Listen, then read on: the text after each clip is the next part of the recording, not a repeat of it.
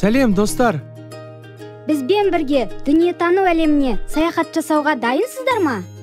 Ендеше жұлдызым, балаларды күттірмей, дүниетану әлемінің қақпасын ашайық.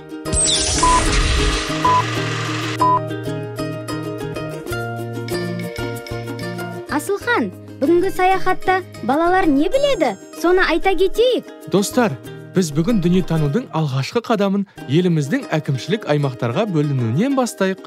Асылхан, Қазақстан Республикасы қай құрлықта орналасқан? Біздің достарымыз біледі ме екен? Әрине, біз білеміз ғой, достар. Қазақстан Республикасы Еуразия құрлығының ортасында орналасқан тәуелсіз мемлекет, ал халқының саны 18 миллионнан асады. Ал еліміздің астанасы қандай? Әрине, дұрыс айтасыздар. Қазақстанның астанасы Нұр-Сұлтан қаласы.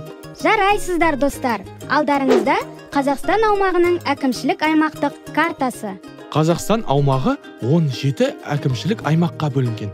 Олар 14 облыс және республикалық маңызы бар 3 қала. Маңызы бар қай қалалар, Асылхан? Нұр-Сұлтан, Алматы, Шымкент қалалары.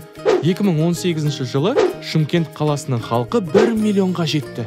Шымкент республикалық мәртебесі бар 3-ші қала атанды.